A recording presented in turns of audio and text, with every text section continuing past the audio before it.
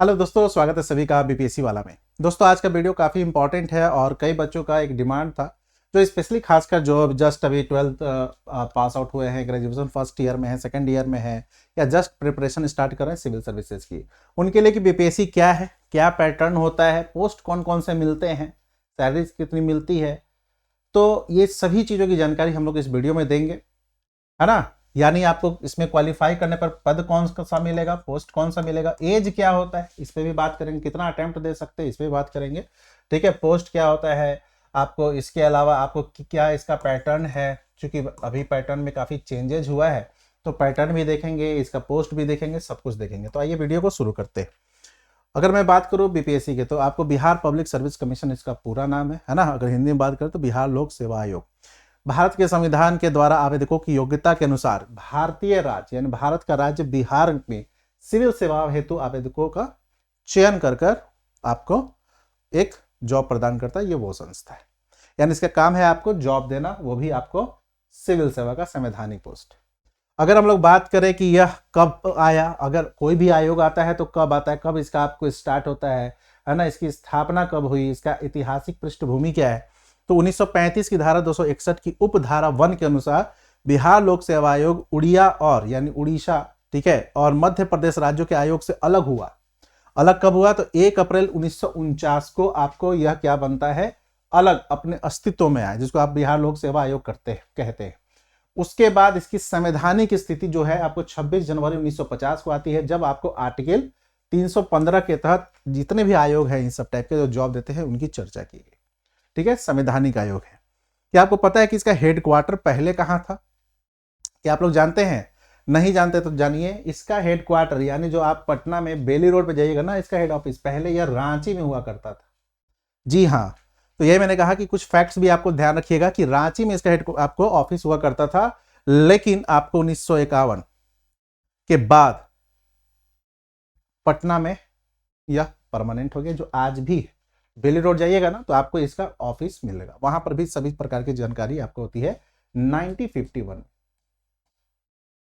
Clear? तो इसके पहले कहां पर था? रांची था। तो ये भी कभी कभी क्वेश्चन पूछ देता है।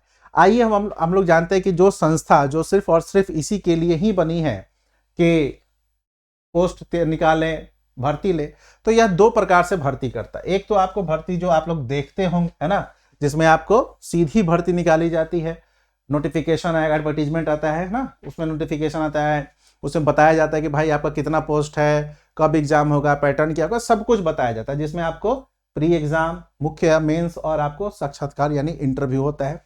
और जो सेकंड तरीका होता है वो आपको होता है प्रमोशन के थ्रू, है ना, पदोन्नति के थ्रू, जो कि डिपार्टमेंट बाय डिपार्टमेंट लोग आप लोग सुनते होंगे कि यदि आप लोग किसी गवर्नमेंट ऑफिसर के बारे में सुने तो उनके डिपार्टमेंट में भी एग्जाम चलता है। ऐसा नहीं कि बीपीएससी में, ऐसा हर जगह चलता है, सभी डिपार्टमेंट चलता है।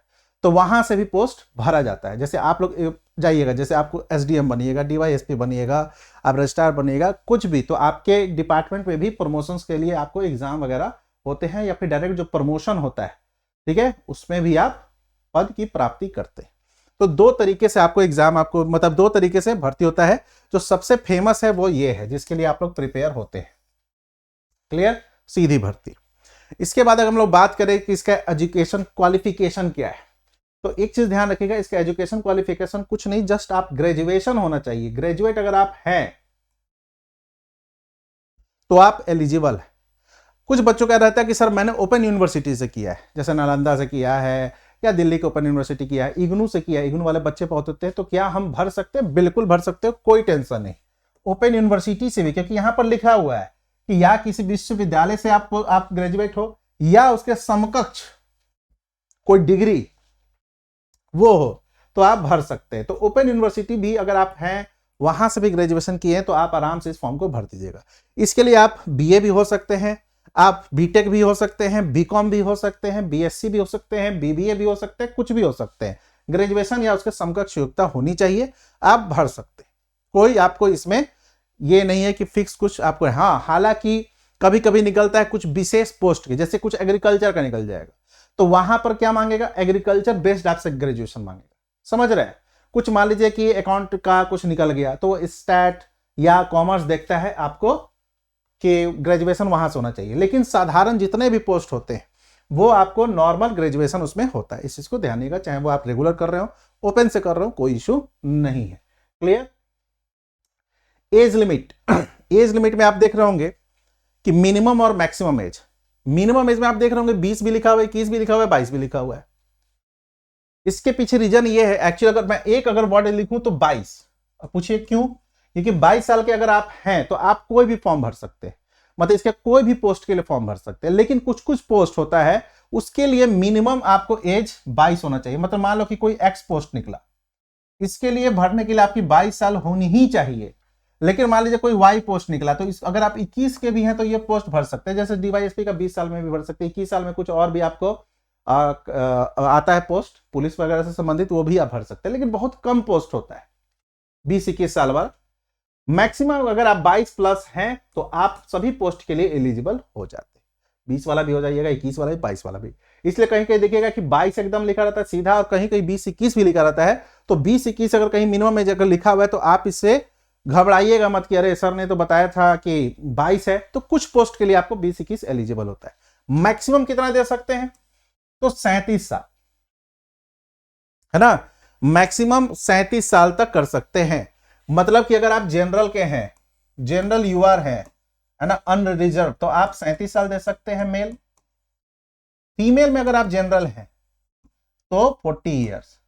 ओबीसी यानी बीसी या ईबीसी 42, सॉरी वो भी 40 ईयर्स, और एससी एसटी जो है वो आपको 42। क्लियर। तो 37 साल तक आपको दे सकते हो, 20 साल तक कोई इसका मैक्सिमम कुछ नहीं, लिमिटेशंस नहीं है। कई जगहों पे लिखा रहता है 6, ऐसा कुछ नहीं है। मैक्सिमम आप कितना भी दे सकते हो, बस एज पार नहीं होना चाहिए। जैसा जो आपको जनरल में है बच्चे वो 37 साल के हैं तो आराम से दीजिए। बच्चियां यानी महिलाएं जो हैं, लड़कियां जो हैं 40 साल तक हैं, आराम से दीजिए। बीसी अगर आप 40 हैं तो दीजिए और 40 साल तक, और एससी एसटी है तो आप 42 ईयर्स तक देख सकते हैं। कोई लिमिटेशंस नहीं है। एक आपको है कि यदि आप जॉब में, सरकारी जॉब में, तो आपको मान लो कि आपने अभी तक 5 अटेम्प्ट दे रखा है, ठीक है, और 2024 में आपका जॉब लग गया बीपीएससी में, तो इसके बाद सिर्फ 3 अटेम्प्ट आपको देने को मिलेंगे जॉब के बाद। क्लियर। 5 साल का रिलैक्सेशन मिलता है और 3 अटेम्प्ट आपको देने का मौका मिलता है। क्लियर। ये अभी आपको आया था। तो ये आपको है कि कितना एज हो सकता है, कितना एज नहीं हो सकता है यहां से। अब पैटर्न क्या है, आइए इस चीज को समझ लेते हैं कि अगर आप किसी राह पे चल रहे हैं तो आपको पता होना चाहिए ना कि राह में कौन कौन सी चीजें हैं, मंजिल क्या है, मंजिल जाने के लिए रास्ता कौन सा तय करना पड़े, तो यही है वो। हालांकि मैं ऑलवेज एक सजेशन यही देता हूं बच्चों को कि जो भी आप एग्जाम की तैयारी करते हैं, चाहे वो बीपीएससी हो, यूपीपीसीएस हो, या एसएससी हो, बीएसएससी हो, दरोगा हो, आप लोग को आपका सिलेबस आपके दिमाग में मुंह जवानी होना चाहिए। मैं ऑलवेज ये, कोई भी एक्सपेक्टेशन करेगा कोई भी टीचर, कि बच्चे को कम से कम इतना पता है कि भाई वो जिस मार्ग पे चल रहा है वो उसे पता है कि हाँ मैं इस मार्ग पे चल रहा हूं। कई बच्चों का सिलेबस ही नहीं, टीचर पे डिपेंड है। ये आप लोग जानिए, आप लोग का ये फर्ज होना चाहिए, है ना। हालांकि हम लोग बताते हैं लेकिन वो आपको खुद से करना चाहिए। प्री में अगर मैं बात करूं तो यहां पर सिर्फ एक पेपर होता है, यही आपको इसकी खासियत है। अभी तक के अनुसार आपको 12 बजे से लेकर 2 बजे तक का एग्जाम होता है। ये बीपीएससी का एक अच्छा चीज है, सुबह 10 बजे वाला झंझट नहीं है। कि अगर आपके आसपास भी अगर दे दिया है सेंटर, मान लो पटना में हो, आरा में दे दिया है या बक्सर में दे दिया, तो आप मॉर्निंग में ही ट्रेन वगैरह से जा सकते हो, बसेस से जाकर आप एग्जाम दे सकते हो। 12 से 2 जनरली इनका पेपर होता है। 2 घंटे का पेपर है, इसमें 150 क्वेश्चन होते हैं आपको, और 1 नंबर का क्वेश्चन होता है। यानी 2 घंटे में 150 क्वेश्चन सॉल्व करने होते हैं, जिसमें 10 क्वेश्चन मैथ के फिक्स होते हैं और 1 अंक सभी का होता है। इसमें प्री में जो सब्जेक्ट्स होते हैं वो आपको वही history, geography, science, polity, math 10 question fix है, करेंट अफेयर, बिहार स्पेशल, है ना, मिसलेनियस के कुछ प्रश्न होते हैं। इसके बाद क्या निगेटिव मार्किंग है, तो निगेटिव मार्किंग नहीं था, लेकिन इसको कुछ समय से निगेटिव मार्किंग कर दिया गया है। कुछ समय से कहने का मतलब है कि आपको 2 बार से इसका निगेटिव मार्किंग चल रहा है और -1/3 चल रहा है। हालांकि इसमें बहुत सारे आपको उलट फेर हुए थे कि -1/4 होगा, है ना, 5 ऑप्शन होगा। पहले इसको 5 ऑप्शन में भी किया गया था, लेकिन 69 में आपको 4 ऑप्शन के साथ -1/3 निगेटिव मार्किंग के साथ किया गया। ठीक है, ध्यान रखिएगा। प्रश्नों की संख्या 150 है और एमसीक्यूज के थ्रू आपको मल्टीपल ऑब्जेक्टिव क्वेश्चंस होते हैं, यानी आपको 4 ऑप्शन दिए जाएंगे। पहले 5 दिए जाते थे, अब ABCD ही दिया जाता है। तो ये आपको प्री का एग्जाम, ये एग्जाम पास होइएगा तो आपको मेंस बैठने को दिया जाएगा। हालांकि इसके नंबर नहीं जुड़ते, आपको एक कट ऑफ आएगा कि भाई 150 में कट ऑफ गया है 94, 95, अगर आप उसके पार हैं तो आप मेंस एग्जाम दीजिए, आपका नंबर इसी में इंक्लूड होगा, आपका पीटी का नंबर इंक्लूड नहीं होता है। इसमें आपको एक साधारण हिंदी होता है 100 अंक का होता है, इसमें आपको 33 पास करने होता है, या मतलब इसका नंबर नहीं जुड़ता है भाई, ये सिर्फ और सिर्फ आपको पास करना होता है। ठीक है, इसके अलावा इन्होंने 2 बार से इंट्रोड्यूस किया है आपको आपका ऑप्शनल, वो भी पास करना होता है। मतलब इस दोनों के नंबर जुटते नहीं है, बट पास आपको जरूर करना होता है। वैकल्पिक विषय आप कुछ भी रख सकते हैं, इतिहास रख सकते हैं, भूगोल, हिस्ट्री, ज्योग्राफी, कुछ भी, pol science, economy, commerce, sociology, कोई भी आप चाहे तो आप रख सकते हैं, कोई इशू नहीं है। 3 जुड़ता है, एक आपको सामान्य GS1 होता है पेपर, एक होता है GS2 होता है, और एक होता है एसए। ऐसे आपको 3 टॉपिक दिए जाते हैं, 2 नॉर्मल होते हैं, एक करंट अफेयर से रिलेटेड, एक नॉर्मल, और एक बिहार संबंधित टॉपिक होते हैं। वो आपको 100 नंबर के 3 होते हैं, आपको पास होने होते हैं। और आपको ये GS1, GS2 ये आपको सबसे इंपॉर्टेंट है, क्योंकि यही आपको सिलेक्शन दिलवाएगा। GS1 में इतिहास के क्वेश्चंस होते हैं, स्टैटिक्स के क्वेश्चंस होते हैं, करंट अफेयर्स के क्वेश्चंस होते हैं। सेकंड पेपर में आपको इकोनॉमी के क्वेश्चन होते हैं, साइंस के क्वेश्चन होते हैं, साइंस के क्वेश्चन होते हैं, ज्योग्राफी के क्वेश्चन होते हैं, और पॉलिटिक्स क्वेश्चन। ठीक है, यही 3 आपके नंबर जो है बताता है कि आप इंटरव्यू में जा रहे हैं कि नहीं जा रहे हैं। यानी अगर मैं बात करूं तो मेंस जो है आपको कितना 900 नंबर का आपको यहां पर दिया जाता है। इसके बाद आपका इंटरव्यू होता है 120 नंबर का,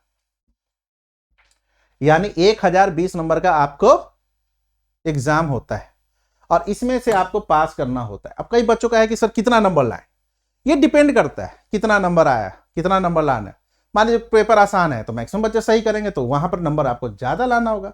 पेपर मान लीजिए टफ है तो आपको वहां पर नंबर कम भी लाइए, कोई इशू नहीं है, लेकिन मैक्सिमम बच्चे वहां पर नहीं, तो डिपेंड करता है। लगभग 50 से 60% लाने पर आपको जनरली पोस्ट मिल जाता है, इस चीज को ध्यान रखिएगा। अब आते हैं कि इसमें जो कौन कौन से पोस्ट होते हैं ना, जो आप के लिए सबसे अट्रैक्शन आपको होता है कि कौन कौन से पोस्ट होते हैं। तो पोस्ट दोस्तों इसका जो सबसे अच्छा पोस्ट है, जो जिसके लिए सभी मारा मारी करते हैं, वो है आपको डिस्ट्रिक्ट कोऑर्डिनेटर, यानी आपको SDM वगैरह टाइप के जो पोस्ट होते हैं, इसी के लिए मारा मारी होती है। होम मिनिस्ट्री से आपको चीजें होती हैं। ये भी प्रश्न है कि सर SDM के पोस्ट कितने होते हैं, ये आप जनरली बच्चों के दिमाग में होता है कि कितना रैंक लाए तो SDM मिलेगा। ये डिपेंड करता है कि आपका उस साल कितना पोस्ट SDM का था। जैसे शायद 68 में SDM के पोस्ट नहीं थे, 67 में थे, है ना, ऐसे 66 में थे, लेकिन शायद 65 में नहीं थे। तो डिपेंड करता है कि मान लो कि अगर आपको SDM का पोस्ट यहां पर दिया 50, तो आप टॉप 50 लाओ तो आपको मिल जाएगा। लेकिन उस पर भी डिपेंड करता है कि आपको आरक्षण के थ्रू इसके कुछ चीजों की होती है, आरक्षण वाले बच्चे आपसे थोड़ा सा नंबर कम लाकर आपको इस पोस्ट को कर सकते हैं, अगर एलिजिबल हो पाएंगे इसमें। तो ओवरऑल अगर 50 पोस्ट है तो आपकी रैंक अगर अच्छी है, टॉप 25-30 में हो, तो आप श्योर इस पोस्ट को ले सकते हो। वैसा ही आपको इस पर भी होता है। DYSP पुलिस सीधा DSP बनते हैं, है ना, आप कहते हैं ना कि DSP बनेंगे, तो वही है आपको DYSP। इसका सेकंड जो सबसे मोस्ट डिमांडिंग पोस्ट ये है। स्पेशली लड़के तो जनरली मैं इंटरव्यू, जब हम लोग मॉक इंटरव्यू लेते हैं तो मैक्सिमम बच्चों का जो रहता है सबसे टॉप पे उन्होंने DYSP को रखा रहता है। कई बच्चों से मैं पूछता भी हूँ मॉक इंटरव्यू के तहत कि यार SDM के तो पोस्ट है, क्यों आप DYSP रखे हो? तो वर्दी करना है, वर्दी के तहत काम करना, ये एक होता है अट्रैक्शन। भाई यूनिफॉर्म का, वर्दी का तो अट्रैक्शन होता है, इसमें कोई दो राय नहीं है, है ना। खासकर मूवी में या फिर बहुत सारे जगहों पे आप देखकर एक अलग सा जज्बा तैयार होता है कि भाई वर्दी होना चाहिए, वर्दी होगा तो ये करेंगे, वो करेंगे, फलना चिलना, बहुत सारी चीजें होती हैं। ठीक है, तो एक बहुत ही अट्रैक्टिव पोस्ट है। सबसे ज्यादा डिमांडिंग पोस्ट ये होता है। जनरल भी आप किसी से बात कीजिएगा तो वो SDM के लिए कहेगा कि भैया मुझे SDM चाहिए। उसके बाद जो डिमांडिंग पोस्ट ये होता है, उसके बाद आपको सुपरिटेंडेंट, आपको इसका होता है मद निषेध का। ठीक है, ये भी बहुत ही अच्छा पोस्ट है। तो ये सब लेवल 9 के पोस्ट है, और सैलरी आपकी शुरुआत दौर में ही बहुत अच्छी आती है, 60-70 के आसपास। ठीक है, 60 के प्लस के आसपास आपको ये शुरुआत में ही सैलरी आती है। इसके बाद ये भी बहुत ही अच्छा पोस्ट में आता है वाणिज्य कर विभाग, है ना, स्टेट टैक्स असिस्टेंट का जो पोस्ट होता है, बहुत ही शानदार पोस्ट होता है। ये भी बहुत डिमांडिंग पोस्ट है। Sugarcane officer also very demanding post, है ना, देख रहे हैं, लेवल 9 का सब पोस्ट है, यानी हायर पोस्ट में आपको आता है। इसके बाद DEO यानी डिस्ट्रिक्ट एम्प्लॉयमेंट ऑफिसर, ये फेमस DEO से आपको ज्यादा है ना, ध्यान रखिएगा। ये सब पोस्ट बहुत ही अच्छे होते हैं, लेवल 9 तक होते हैं। इलेक्शन ऑफिसर ये भी बहुत आराम से होता है। अगर आपको शांतिपूर्ण चीजें चाहिए, है ना, एकदम कुर्सी, ऑफिशियल जॉब, कुर्सी पे बैठे हैं आराम से नॉर्मल जॉब करना चाह रहे हैं, तो आपको इलेक्शन ऑफिसर का जॉब बहुत बेस्ट जॉब होता है। ठीक है, बहुत ही शानदार जॉब है। इसके अलावा फिर आपको ब्लॉक पंचायत राज ऑफिसर, जिसको आपको बीपीआरओ के नाम से ज्यादा फेमस है। जनरली आप सुनते हैं बीपीआरओ है, बीपीआरओ है। ठीक है, तो लेवल 7 का पोस्ट होता है बीपीआरओ, ब्लॉक पंचायत ऑफिसर। इसके बाद रेवेन्यू ऑफिसर, राजस्व अधिकारी, नाम से ही आपको लग रहा होगा कि यह काफी आपको शानदार पोस्ट है। इसके बाद शिक्षा विभाग में अलग लेवल 9 का निकलता है। ये भी हमेशा नहीं निकलता है, लेकिन जब भी निकलता है तो इसका भी डिमांड खूब रहता है। बिहार एजुकेशन सर्विस का, शिक्षा सेवा का खूब डिमांड होता है कि इसमें मिल जाए। ये भी बहुत ही अच्छा पोस्ट है ना। उसके बाद वेलफेयर ऑफिसर, कल्याण विभाग is also very important post. And आपको सीडीपीओ, जनरली आप देखते थे कि बीपीएससी इसको अलग से अप करता था, लेकिन बीपीएससी ने 2 बार से नियम लगाया कि हम लोग क्या करेंगे, इंटीग्रेटेड मतलब एक ही साथ सभी पोस्ट जो होते हैं, चाहे ऑडिटर का पोस्ट हो, सीडीपीओ का पोस्ट हो, आर्ट एंड कल्चर, किसी का पोस्ट हो, हम लोग एक साथ ही एग्जाम लेंगे। ये भी बहुत ही अच्छा पोस्ट है, लेवल 9 का ही आपको ये भी पोस्ट होता है। उसके बाद आपको वित्त विभाग, ये भी बहुत अच्छा पोस्ट है। इसके बाद और भी होते हैं, SC ST वेलफेयर, आपको कमीशन एक अलग होता है, वो भी बहुत ही अच्छा पोस्ट है। तो ओवरऑल अगर मैं पोस्ट की बात करूं तो ये शानदार पोस्ट है। प्रशासनिक रूप से पुलिस में, शिक्षा विभाग में कई आपको शानदार पोस्ट निकलते हैं। तो ये आपको ओवरऑल ये वीडियो था। मुझे लगता है कि एक बेसिक आप लोग को बीपीएससी के बारे में पता चल गया होगा। इसके अलावा जो डिटेल्स होता है कि सिलेबस क्या होता है, कैसे पढ़े, क्या पढ़े, इसका भी अगर आप लोग देखिएगा तो इसी चैनल पे वीडियो ये आपको मिल जाएगा 17th बीपीएससी के लिए। ठीक है, तो सभी को शुक्रिया जुड़ने के लिए, थैंक यू, धन्यवाद।